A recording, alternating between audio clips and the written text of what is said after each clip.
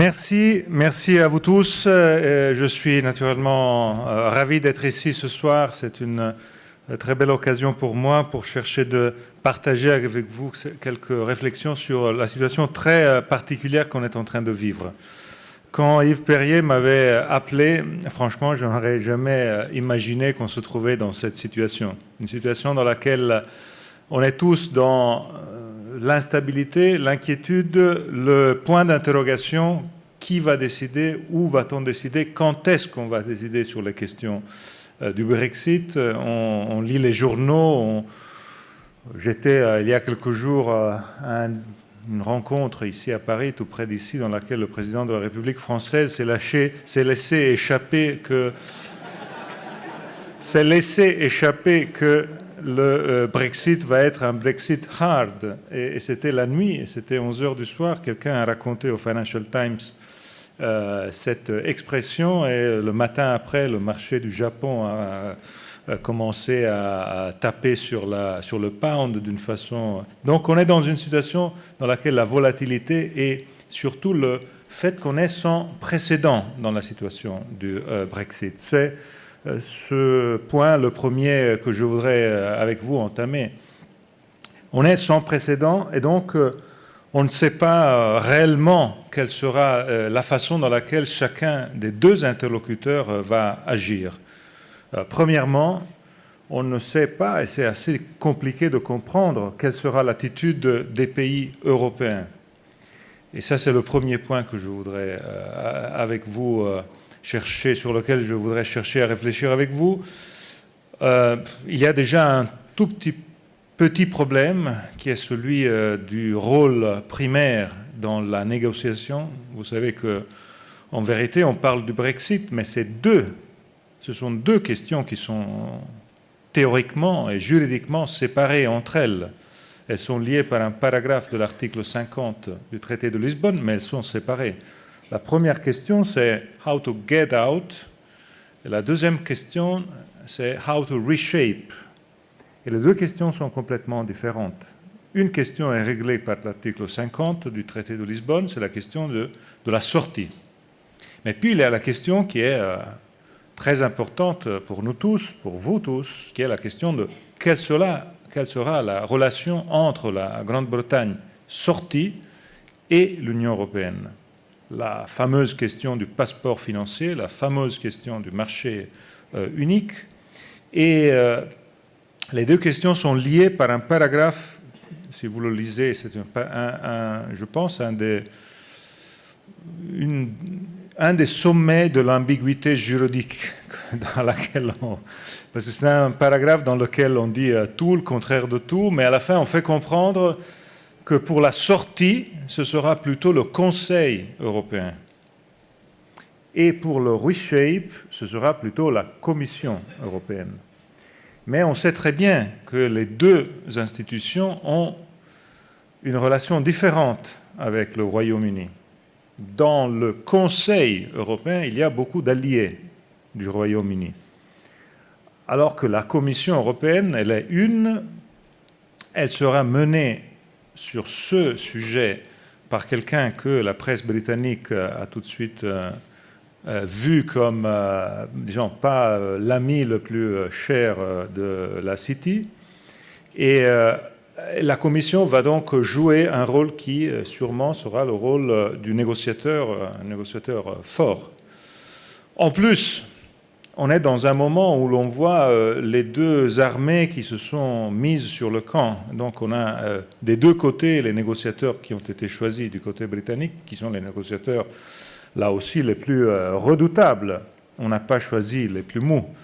Et de l'autre côté, naturellement, l'Europe, qui a choisi comme négociateur, pas seulement Barnier, mais du point de vue du Parlement européen, un autre, Verhofstadt, c'est un autre personnage qui est assez redoutable. Donc, on est là. Et on est en plus dans la question de ceux qui vont décider, dans une question dans laquelle je pense qu'il passera un peu de temps avant que les chefs vont entrer dans le jeu. Les chefs, c'est naturellement les chefs des gouvernements, les chefs des institutions européennes. Mais on sait aussi que l'année 2017 va être une année intéressante parce que peut-être des chefs du côté européen vont changer. Il va y avoir un moment dans lequel toutes les institutions européennes vont être soumises à un check, c'est-à-dire le printemps 2017 est un moment dans lequel on va voir si le président du Parlement européen, le président du Conseil européen seront reconduits ou pas à leur deuxième terme. Et naturellement, on a toutes les élections nationales.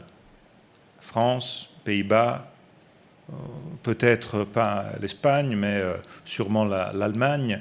Donc on va avoir du côté européen, ceux qui vont décider vont être dans un moment, dans l'année 2017, qui sera un moment assez compliqué. Donc ce sera probablement un deuxième temps, 2018, le moment où ce sera au niveau du Conseil européen d'arriver avec donc la certitude de ceux qui seront les décideurs à commencer à discuter au niveau Conseil européen le sujet qui sera traité en 2017 par probablement les autres, les Sherpas et tous les négociateurs.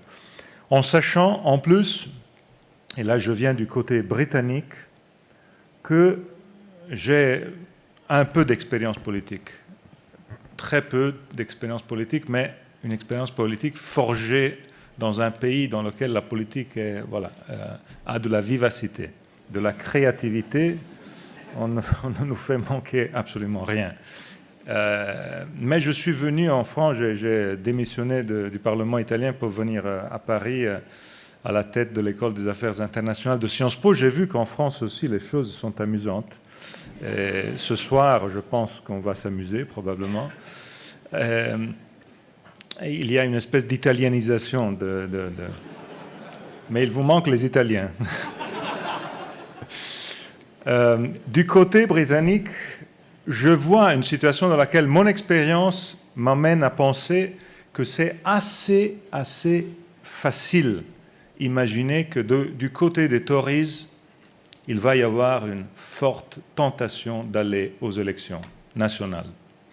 C'est difficile, je le dis sans avoir aucune information sensible, mais en sachant que dans un pays dans lequel, vous connaissez la loi électorale du Royaume-Uni, vous connaissez le fait que les oppositions se sont suicidées pratiquement, toutes. Le UKIP, ils se sont physiquement au siège du Parlement européen. Le Labour, on connaît tous ce qui s'est passé. Et on est dans une situation dans laquelle, donc, on est dans un monopartitisme au Royaume-Uni. C'est une situation assez unique. Et il est assez facile d'imaginer que avant l'échéance naturelle, avant 2020, la tentation d'aller aux élections et donc de stabiliser, gagner les élections, stabiliser la majorité, ce qui est absolument naturel, serait naturel aujourd'hui, serait très forte. Donc, ce premier point pour dire que le côté politique, institutionnel de la négociation et ce qui va se passer de ce côté-là me porte à imaginer que la première partie de toute cette période sera assez compliquée. Elle sera compliquée aussi parce que ce n'est pas facile d'imaginer le rail dans lequel on va mettre les wagons. Là, si j'ai une sensibilité et des informations, je vois une première division entre les deux camps. Du camp britannique, on dit on va faire tuyau par tuyau, et du camp européen, on va dire ben non, tout se tient. Et il est naturel que ces deux approches soient là, mais il est aussi assez compliqué de voir lequel des deux va arriver. Parce qu'en plus, il est vrai que du côté européen, il y a la force de l'article 50, et surtout la force du seul aspect de l'article 50 qui a été écrit sans nuance, c'est-à-dire 2 ans.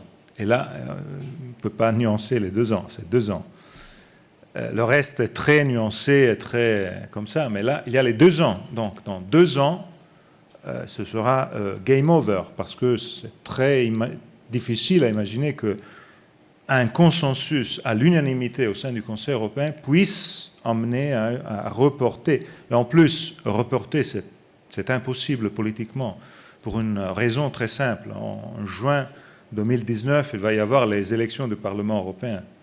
Donc il est assez compliqué. Imaginez que les Britanniques veulent participer aux élections du prochain Parlement européen parce qu'ils ont dû reporter la date formelle de la sortie. Donc je pense qu'à la fin, là, le sujet est un sujet de comment rendre possible les deux steps, les lier ensemble, en sachant que le premier step ne peut que être un step d'accord général, en laissant à des phasing out, je pense, tuyau par tuyau, et des autres aspects. Je ne vois, franchement, vous en savez beaucoup plus que moi dans votre secteur, je ne vois pas comment il est possible en 2 ans, en des années, résoudre de tels problèmes de caractère technique si profond, comme les problèmes qu'on est en train de voir.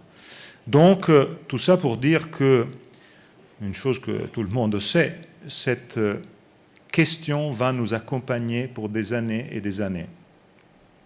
Elle va nous accompagner dans une situation, je pense, d'instabilité et d'incertitude très forte.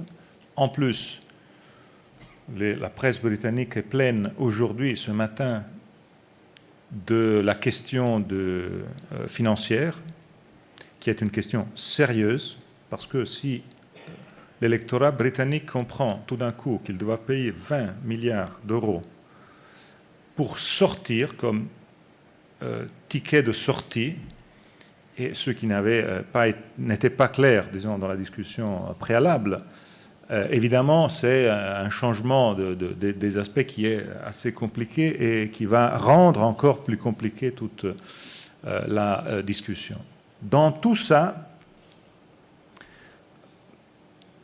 il est clair que ce qui va se passer en Grande-Bretagne est lié au développement de ces négociations, est lié au choix que le gouvernement britannique va faire. Il y a quelqu'un qui pense que le dentifrice peut rentrer dans le tube. Moi, j'ai des doutes. Disons, dans la vie, normalement, ça ne se passe pas comme ça. Il pourrait y avoir des événements extérieurs, mais aujourd'hui, il est impossible d'imaginer qu'il puisse se passer. Donc, je pense qu'il faut travailler comme si c'était impossible que le dentifrice puisse rentrer dans le tube. Et donc, j'ajoute la deuxième partie de mes réflexions sur la situation européenne. C'est la situation sur laquelle je peux ajouter quelques mots. Je répète, sur la situation britannique, ça dépend beaucoup de ce qu'ils vont faire, de ce que le gouvernement va chercher à faire et de quel va être l'équilibre qu'ils vont trouver. Mais venons à la partie européenne de tout ça. Quelle sera l'approche des 27 et quelles seront les questions clés qu'on va avoir devant nous dans cette si compliquée situation?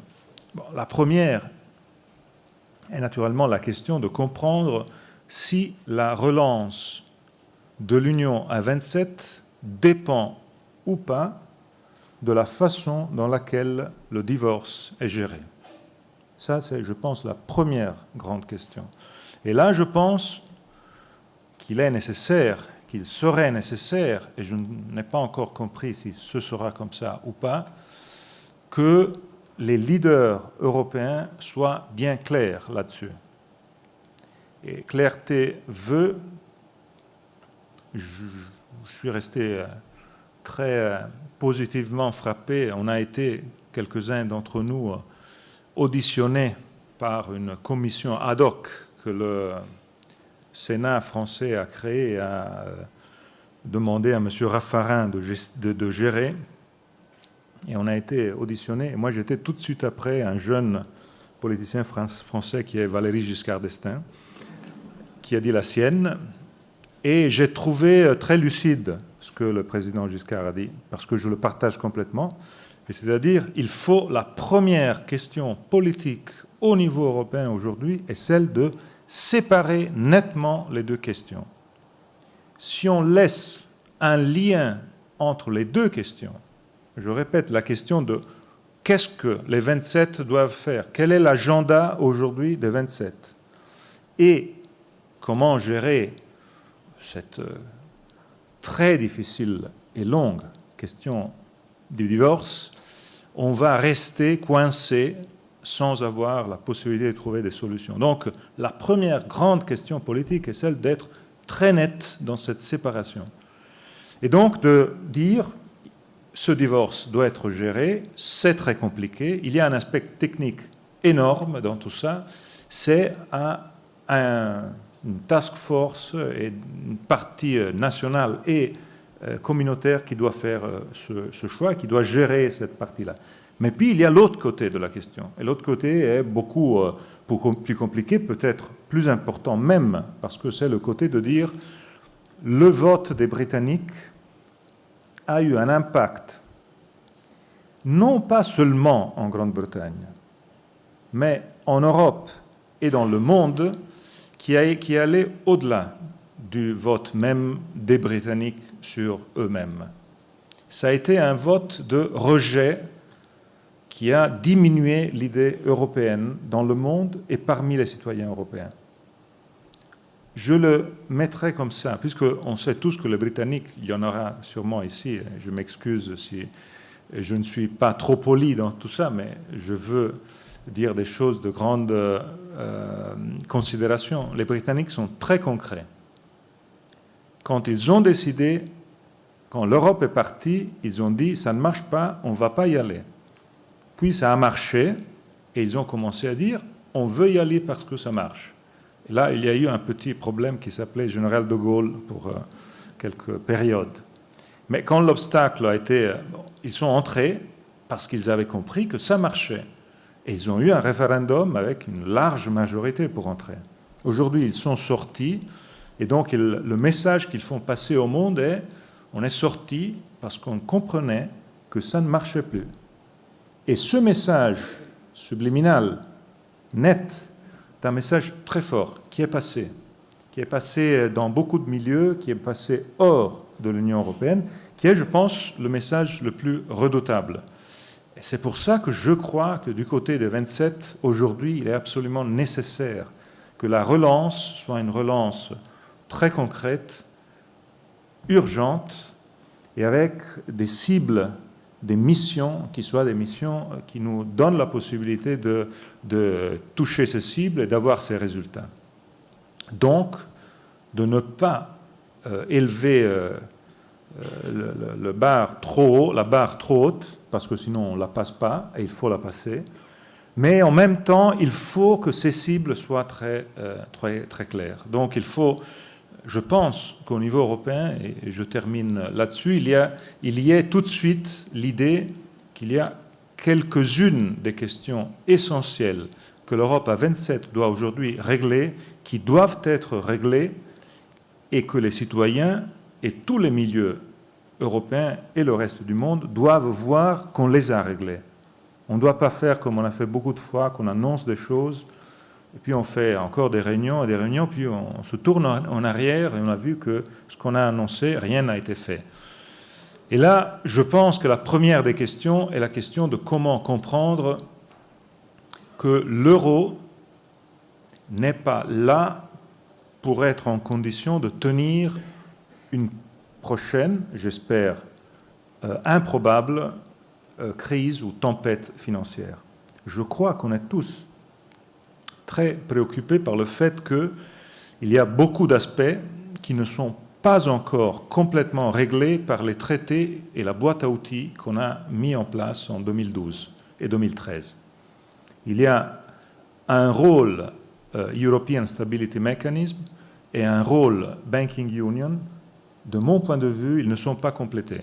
Et ça veut dire que si la situation devenait à nouveau une situation grave, il y a des possibilités pour que ça se passe comme ça. Il peut y avoir une crise de l'extérieur, il peut y avoir la Grèce à nouveau, il peut y avoir les banques, il peut y avoir un tas de questions sur lesquelles une nouvelle crise peut arriver. Mais à ce moment-là, il faut que la boîte à outils soit complétée et marche. Aujourd'hui, elle ne l'est pas encore. Sur la Banking Union, on sait très bien qu'il manque encore quelque chose. Sur le ISM, je pense que là aussi, on sait très bien qu'il manque quelque chose. Qu'est-ce qui manque? Il manque l'idée qu'on a un outil, je pense très bon, indépendant, avec des gens très bien qui le gèrent, mais un outil auquel on a dit, tout cet argent, vous l'employez seulement quand vous voyez qu'une maison est en train d'être détruite par le feu. Et je pense que ce serait beaucoup mieux si on disait à ces gens, vous avez aussi la possibilité, si vous voyez de la fumée qui va, selon votre avis, de gens très expérimentés, qui va détruire la maison, c'est mieux d'intervenir avant que le feu ait déclenché le désastre. Parce que probablement, on va dépenser moins de ce qu'on va dépenser après. La question de la Grèce est devant nous. On a dépensé en 3 tranches, en 6 années, 283 milliards d'euros. Un milliard près, je dis. Et c'est le plus grand sauvetage de l'histoire de nos pays, le plus grand. Et personne n'est content. On a dépensé un amount of money sans précédent, sans que personne ne soit content. Ce qui est réellement, je pense, la démonstration du fait que l'argent, il faut le dépenser, il faut même en dépenser beaucoup, mais dans le correct timing. Parce que si c'est dans le wrong timing, à la fin, il faut 10 fois l'argent qu'on dépense et les gens ne sont pas contents, d'un côté ou de l'autre. Donc là, je pense qu'il y a un premier grand sujet. Un deuxième grand sujet, je pense que sur ce point-là, Juncker a raison et doit être soutenu. Le plan Juncker, la nécessité de doubler le plan Juncker, de le rendre plus visible, plus fort, plus rapide dans l'application est quelque chose de positif. Nos pays d'Europe continentale ont tous eu, sauf l'Allemagne, un problème de manque d'investissement. Si on regarde les chiffres des investissements pendant la période de la crise jusqu'à maintenant, on voit des chiffres dans lesquels le seul pays qui a eu un place d'investissement, c'est l'Allemagne. Tous les autres, qui plus, qui moins, ont eu un manque d'investissement. Donc, je crois qu'à la fin, avec tous les doutes, tous les problèmes du début, le plan Juncker a des aspects positifs, il doit être poussé, il doit être aidé, et je pense que ça doit être quelque chose qui marche et qui marche bien. Donc, c'est la deuxième grande question que je mets là. Et la troisième question est une question qui n'a pas tout de suite un lien avec les questions économiques et financières, mais de mon point de vue peut-être la plus importante de toutes, parce que c'est la question qui aujourd'hui préoccupe le plus nos citoyens, c'est la question qui a été au top dans les préoccupations des citoyens britanniques quand ils ont voté, et c'est la question naturellement des migrations et de la sécurité. C'est la question dont j'imagine ce soir ils vont parler d'une façon la plus acharnée. C'est la question, la numéro 1 dans le manque de sécurité de nos citoyens et dans le manque de confiance vers l'Union européenne. Avec un paradoxe, je le dis en tant qu'Européen convaincu, le paradoxe est que les gouvernements nationaux n'ont pas voulu donner à l'Europe les compétences sur les affaires internes et de justice. Ils ont dit, ça c'est la souveraineté nationale, donc on les tient chez nous. Et puis, c'est le jeu du bouc émissaire contre l'Europe qui ne gère pas la question des migrants qui a été le grand jeu de toute l'année qu'on a derrière nous. Alors là, il faut trouver le bon équilibre, mais il faut trouver des solutions. Il y a eu une décision qui a été prise, la décision de faire le corps de garde frontière pour sécuriser la frontière à l'extérieur de l'Europe. La décision a été prise, mais si on ne l'applique pas dans 3 mois, cette décision va être une décision qui va faire du mal, je pense, aux institutions européennes, parce que les gens vont se dire, bon, ça a été une autre annonce sans qu'il y ait eu de suivi. Et donc, je termine sur ce point en disant que la question migratoire, qui est complexe, c'est une question qui touche la démographie, qui touche le futur. La France est le pays qui a, là, est dans la situation la meilleure, vous le savez mieux que moi, c'est l'Allemagne, l'Espagne et l'Italie qui sont les pays que sur la démographie ont la difficulté plus grande. La France a une situation très positive, mais la situation de la démographie, de l'immigration, le manque de gestion de tout ça, soit en termes de gestion des frontières, soit en termes de comprendre qui on doit accueillir, pourquoi on doit les accueillir et pour faire quoi. Une question sur laquelle on ne discute pas assez, même si dans la mythologie grecque, je le dis en conclusion, pour vous faire réfléchir un peu, Europa, c'était une princesse. Et c'était une princesse phénicienne. Donc elle venait de Phénicie, qui est le Liban, donc elle était extracommunautaire. Donc l'Europe était en réalité extracommunautaire en son origine, et donc cette idée sur notre futur métis et mélangé est une idée sur laquelle peut-être on doit réfléchir un peu plus. Je vous remercie.